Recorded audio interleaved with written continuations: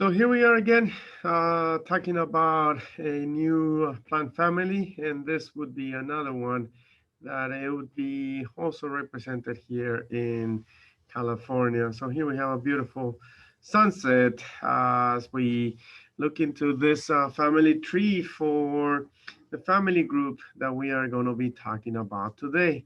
So the lineage goes way back, and so from the common ancestor, as we can see here, there has been several different plants that have evolved, so they are somewhat related.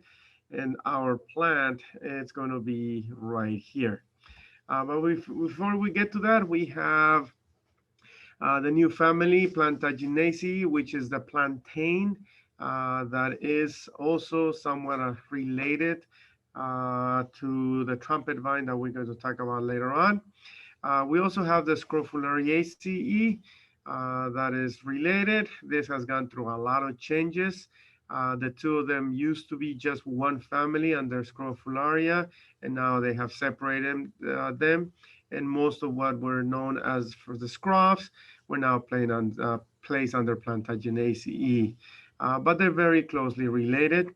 And then we have the mints, the sages and the mints that will also be somewhat related. And then we have the sesame seed family. So now we have here our family group that the common ancestor branched and gave the mints and a few of the others further back in time. But then there was just one big divergence into several very closely related members.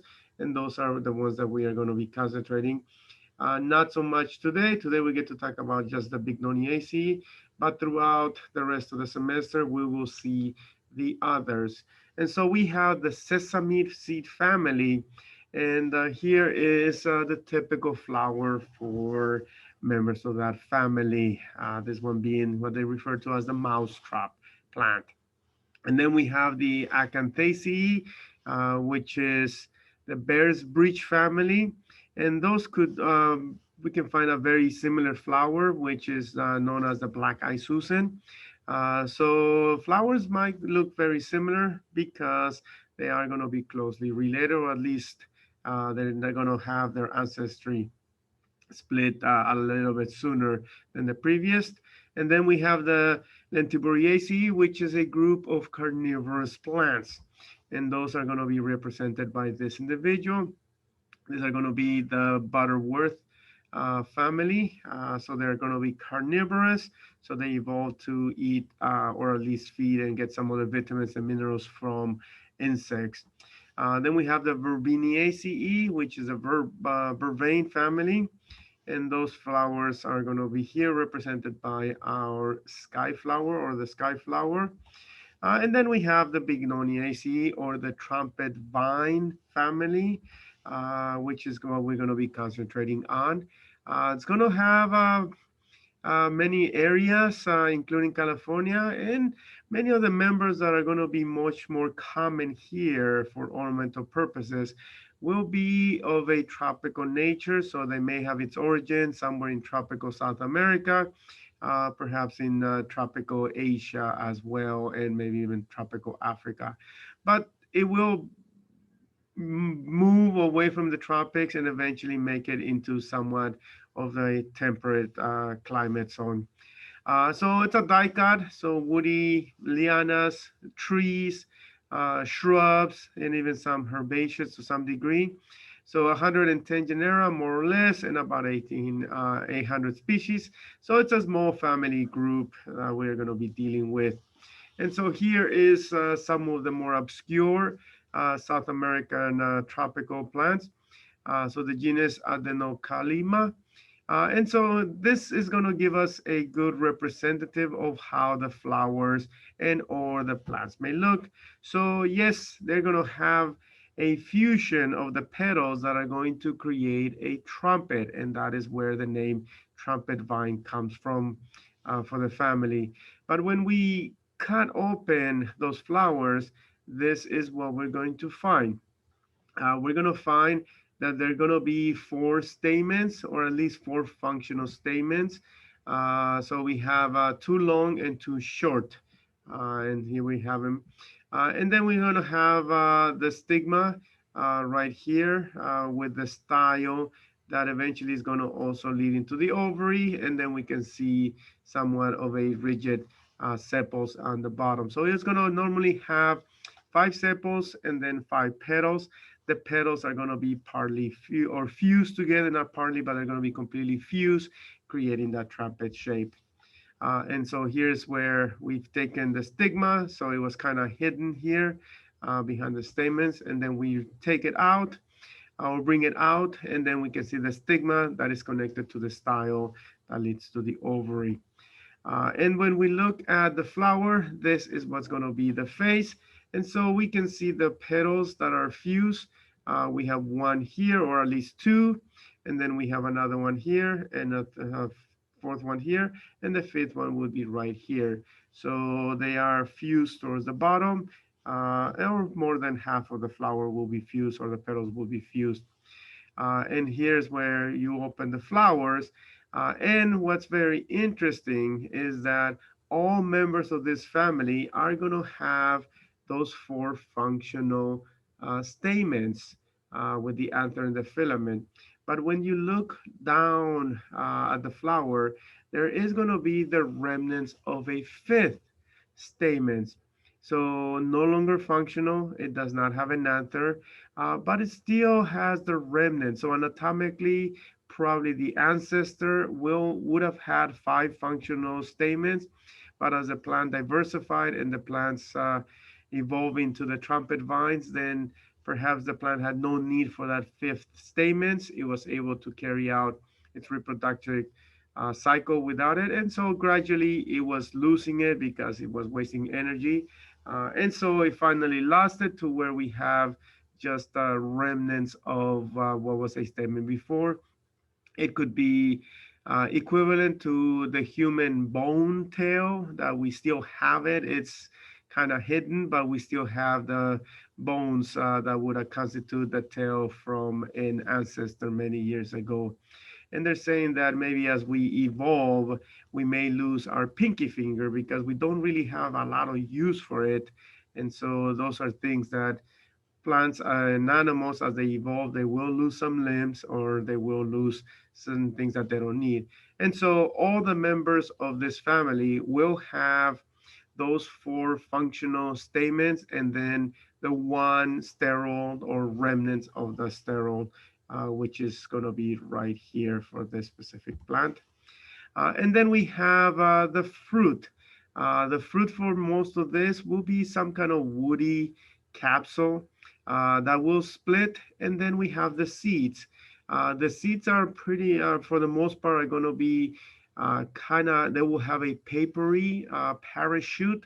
So their main dispersal agent is going to be the wind. So the wind will pick up the seeds that are very light, and they're going to spread them around, and hopefully they'll find some nice substrate or some niche somewhere where they're going to germinate, and they're going to grow, and they're going to begin a new plant. So most of them will have this dry fruit, with a few exceptions that we'll see later on. And so here's the seeds with that papery parachute that is going to allow them to fly. And what's also very important as you start looking at other plants or more plants, the floral symmetry is going to be very important, because there will be many plants that will have their petals fused, creating some kind of trumpet. But when you look at them, it's going to be different. And so here we have the floral symmetry. On the left, we have what is known as actinomorphic, and on the right, we have a zygomorphic. And so when we look at this two photograph, if we put a line across the flower from bottom to top, do we get a mirror image from left to right? And the answer is yes. We can pretty much see that with this, you have a mirror image on one side or the other. And even here, although the line could have been a little bit to the right, you still pretty much have a mirror image from left to right. However, when we remove those lines, and we then draw a line that's going to go across, when we have the actinomorphic floral symmetry, we will still see a mirror image. So the top is going to look almost identical as the bottom. But when we have a zygomorphic, we no longer have that mirror image. So the top has two petals and the bottom only has one. And so being able to cut the flower in half, either uh, from up to bottom to top or from left to right, and being able to see whether or not it creates a mirror image of the flower is going to be very important as we look at different plants that will have a trumpet-like flowers. So keep that in mind. Floral symmetry will become very important, whether or not you're going to have a mirror image of the flower if you were to cut it in half. And that's how the flowers will look. The other thing that is very interesting about this family group is that many plants, many vines in this category will have a lot of aerial roots. So there's going to be different ways that the vines can climb. And so one, such as the trumpet creeper that you see here, out of the nodes, it's going to create roots.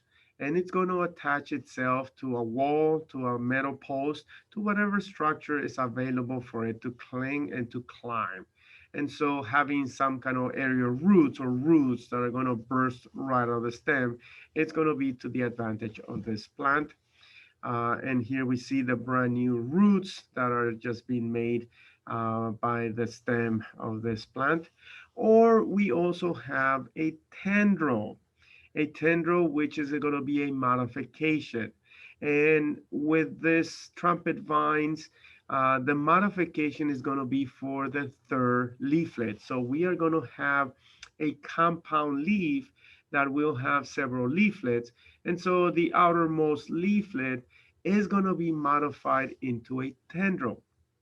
The tendril is going to feel around, and as soon as it feels a structure, it's going to then wrap around the structure, and it's going to hold and allow the plant to climb up. So that's going to be very important. As you look at other plants like passion vine, they will also have a tendril, but then the tendril has the origin of a modification of a stem. And so modifications for climbing is found in many plants. And those modifications could be leaves, could be stems, or just the plants wrapping around themselves to the structure. So trumpet vines are going to have a modified leaflet into a tendril for climbing. And here I am holding the tendril that come out of the third leaflet that we see right here. So the tip of the leaflet. We see that many of them are going to have a trumpet in shape, and that is because they're going to be pollinated or visited by hummingbirds or honey creepers or honey eaters, depending on where they're native to. And so I was able to kind of capture a hummingbird as it was visiting this the Cape honeysuckle that we see right here. And so here's a different view. So we see the flower hummingbird feeding off of the flowers, the nectar of the flowers. So bird pollination is going to be common, as well as bees or some other insect that may be around. And so we have the trumpet creeper, obviously bright red trumpet, being visited by hummingbirds. So here's the flowers of this very, very large vine. So here's a close-up of that. And so here's where, once again, I'm showing that fifth stamen or the remnants of it. So when in doubt, look for that fifth stamen, and you know that it is a member of the trumpet vine family. And here's the seed pods that are dry and kind of woody. They will split and they will release the seeds, as well as the Cape honeysuckle, Tecoma, or the genus Tecoma. There would be several of them around. So here is the face of the flower. Here's the yellow form that is available in horticulture. And here is the inside of the flower showing you the remnants of that stamen still present. And here's the fruit with the seeds with that paper parachute. Here's another trumpet vine, or the lavender trumpet vine, very common in ornamental industry. Or here's Pandoria, a vine native to Australia. So this would be the Australia representative. This is the white form. So there's a side view showing you the sepals and those fused petal. And there's the face view of that. And here's the compound leaf for this individual. And here's what the fruit looks like. The fruit is still green. That will dry out and then split open to allow the seeds to be released. And there's the seeds with that paper covering. And here we have Pandoria, or here's growing a South Coast Botanic Garden. So you can see it's kind of a rambler, just kind of grows on top of other structures. And so here's the flowers for this individual. And there's the face view for that. Or the pink trumpet vine, Pondrera, here growing on top of a fence and showing you the beautiful color and the beautiful pattern that will guide. In this case, it would be an insect as the pollinator. Or the cat's claw. This would be another very popular, and it gets its name because that third tendril is modified into, or the third leaflet is modified into that tendril, but the tendril has very sharp claw-like structures. And so this plant is able to cling onto bricks, and it's going to hold itself enough to keep on growing. So this is giving the plant an extra advantage. So it not necessarily doesn't necessarily need to wrap around the structure. It can just kind of cling and claw its self, and it's going to hold the plant in place. And there's the leaf with the modification of those or that third leaflet into the cat-like tendril. And here's the very long fruit. So the fruit is gonna, so many members will be very long. Sometimes they're gonna be known as cigar plants because it may resemble a cigar or something very similar. And then from Asia, we have Incamvilla here with the flowers, and there's the side view of this beautiful plant. And or Paristigia, known as the flame vine. So here is growing in uh, Bixby Knolls, I think is area. And so here's the flowers or the side view and the face view of the flowers. Or from South America, Chile, here's Echocarpus. Often available from a few collectors, not that common. So there's the beautiful flowers. Or from California, it is very common to see Chilopsis linearis, which is called a desert willow. And this is becoming very popular tree because it's California native and it's drought tolerant. So here is a selection that has a lot more colorful flowers growing at Cal Poly Pomona, San Luis Obispo. And so here's the close-up of the flowers that look very similar to the rest of the members. So this will now be a large shrub or a small tree. And from eastern United States, we have the cigar plant. So here's Catalpa bignonioides that will have very nice flowers that we can see right here. That here's the face, and there are the fruit that are going to look like cigars, and that's where the common name comes from. And the fruits are ready to disperse the seeds. And then there is a hybrid between the Chilopsis and the Catalpa, and we're going to call it Chitalpa after both parents. And this is a hybrid that is also becoming or has become very important because it has good qualities of both parents, especially being drought tolerant. And here's the flowers for that individual. The flowers look a little bit similar to both parents. And it is the tree of choice that was planted along the north area of Long Beach Boulevard when you pass Artesia, it will be in the parkway, and those are the small trees that you see right there. Or more important, here in Long Beach, we have the jacaranda. So every summer, the newspaper publishes the jacaranda trees that started to flower. So yes, we do have beautiful purple skies when the jacarandas are in bloom. These are scattered throughout the city.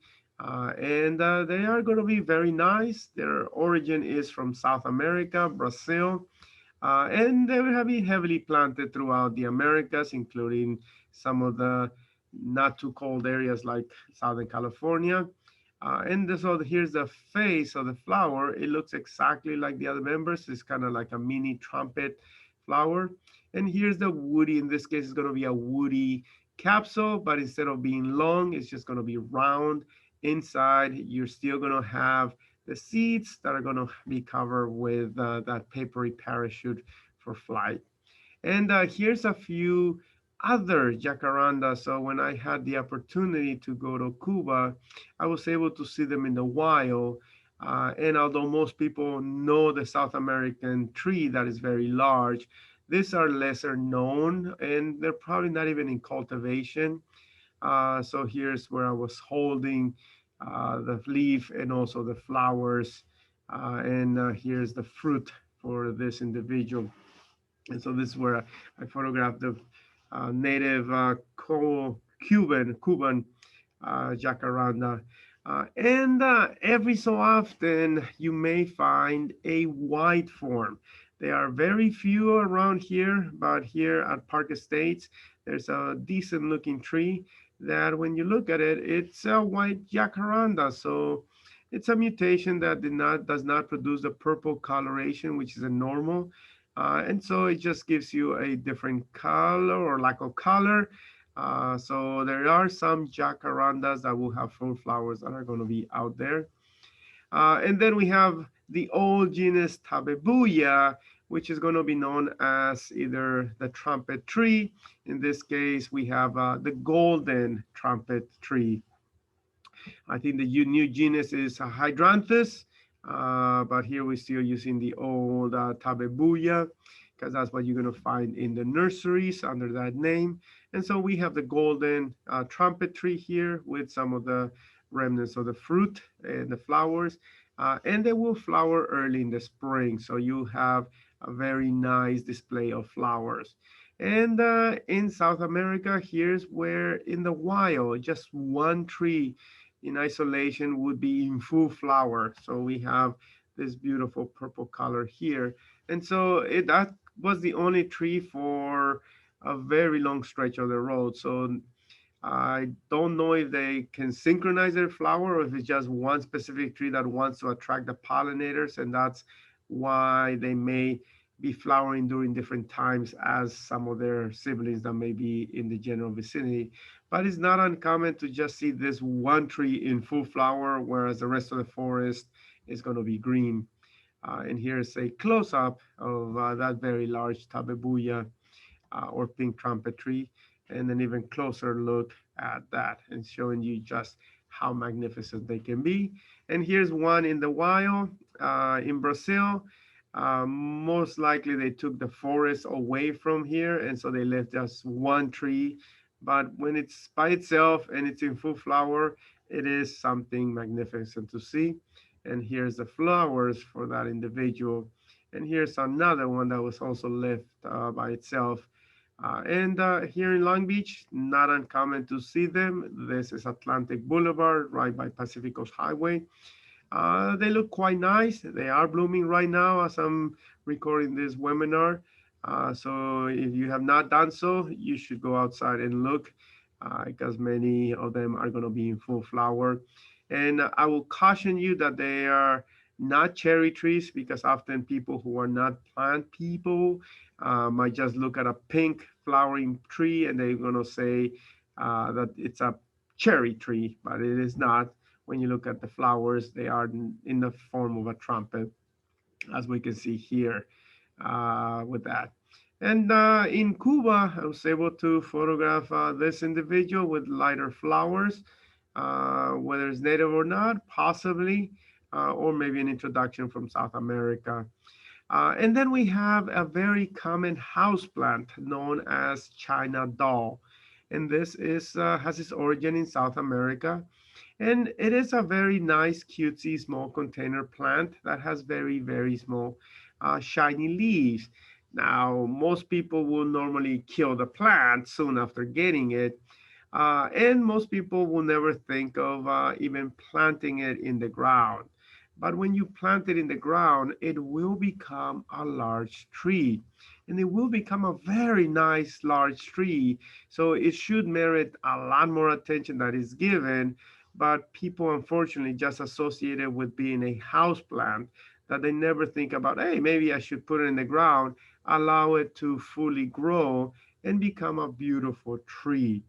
So something like this, people does not realize that their little cutesy plant that they get for a house plant, when planted in the ground, could grow to be a very large tree, and or it will flower, and the flowers are going to be very nice and very big. And that's another thing that surprises people.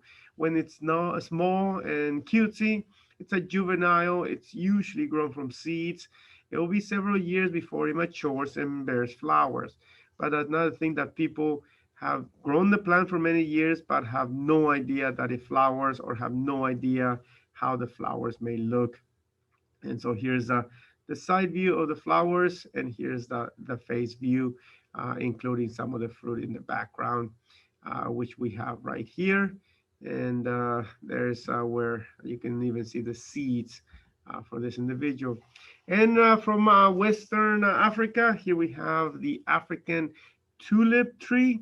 Another very nice plant that is now being planted a lot more. So very near campus. This is on 23rd and Orange Avenue. We have one of the better African tulip trees around. Magnificent when it's in bloom, with very large flowers that we can see here. And there's the side view. And there's a few yellow forms that are going to be out there. There's one growing here in the neighborhood in Long Beach, and there's the flowers.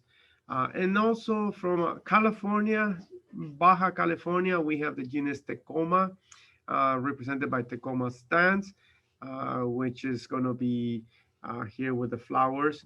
And we have a little bit less known Macrhamia, a few individuals around the city here in Long Beach, but not a lot. I wish there would be more planted because it does make a very nice tree, and it is recommended as a street tree for Southern California, and it will have very nice flowers. So hopefully more nurseries will grow this individual so that it can be planted more throughout the city, because it is a very nice tree. Or a few more interesting individuals. We have here Parmetiera from Mexico, that it's has a nice flower, as we can see here, typical individual, but it now has a fleshy fruit. So prior to this, all the fruits were dry and they will split open, release the seeds. So this has a very fleshy fruit. It's almost known as also known as cucumber tree, because the fruit may resemble a cucumber, and it is edible. It is sold at local markets. It does have a citrus taste.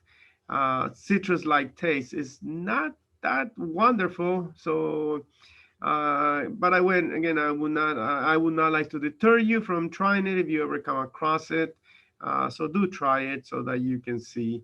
But it does have the family does have some members that can bear an edible fruit, and so that's the fruit right here. And there's where you have the seeds embedded within the pulp, and so you would chew the fruit and just take away the juices, and then spit out some of the pulp. And there's the seeds that are embedded. And then we have Crescentia, which is in this case is known as morro, or it's also known as the cannonball tree, because now the fruits are going to be round and they're going to resemble a cannonball. And so here's where I was able to take these photographs at a botanic garden in Chiapas, Mexico. And there's for scale. And here's a different one, another cannonball tree. The flowers are gone there, but we have a very large fruit. It's even larger than the previous one. So there it is for the plant. And this is has traditionally been used for serving drinks. So the common name is tecomate in Mexico. And that would be the traditional bowl for drinking the chocolate or the traditional chocolate. It was served in a tecomate or in the cannonball tree. And also from Africa, we have the African sausage tree. And I came across two very beautiful plants here growing on MacArthur Park in Los Angeles or West Lake in Los Angeles. So very nice, very large, and they have a very large flower. The flowers are going to be purple brown, and in nature they are going to be pollinated by bats, and so the bats would have no problem clinging onto the petals, and it's going to be sturdy enough that the petals are going to hold it, and then the bats are going to go inside and drink the nectar from the flower. So a bat pollinated member of the family from Africa. And then the flowers, here's the face view, will give rise to the fruit, which is going to be a very large uh, fleshy fruit. Another common name that people may give the plant is going to be the dead rat tree. There's a few others because I guess it looks like dead rats are hanging by their tail, and that's another common name. But here's just for scale, for how big the fruit can get. And inside is going to be like a potato, hard like a potato. It is not edible, at least not by humans. I believe in Africa they do make an alcoholic beverage or they ferment the fruit to make an alcoholic beverage. But it is a favorite food for the hippo, which it would have its natural range or distribution with the same as the tree. So the hippos will go out of the water to find the fruits that may have fallen off of the tree. Here's just some photographs of more of the wild form. Here we are going back to Cuba, where I was just exploring and came across this individual. I'm not sure of the species name for this, but it's definitely a member of the trumpet vine family. And also this one with very small compound leaves, almost like a Schefflera or palmely compound. And here's the flowers for this individual. And here's another one with its beautiful flowers. And so as you travel around, don't be surprised if you may come across some wild individuals if you're happen to be exploring. And this one happened to have a lot of fruits. So most likely all of the flowers have been pollinated. And so here's a very long fruit for this individual. And there's my hand for scale. And just here in the wild, several of them can be found, including this one right here. Once again, palmely compound leaf and the beautiful trumpet-shaped flower. And here's the face of that. Or this other one that has stipules that are going to be very spiny or have a defense mechanism, so barbs and prickles. Who knew? So there's the flowers. Obviously, it has a trumpet shape with the sepals in the back. And here's the face view for this individual, also from Cuba, and even has the fruit. It'll be dry when it mature. And there's a different photograph of a different individual that I kind of came across. Or just growing in the southern part of the island in Cuba. Here is this very nice kind of spiny shrub that may resemble an acacia, right out of the lava rock. I was very happy by the coast. And yeah, it's a Bignoniaceae. So here's a beautiful flowers. And when you compare the size of the flowers to the very tiny leaves, it's growing right out of a rock in the heat. So it's has to survive. And so here's the flowers for this individual. And so with the beautiful, beautiful jacarandas that we have here in Long Beach every single year, and the ground littered with purple, we will conclude. And I wish you a great day. Take care.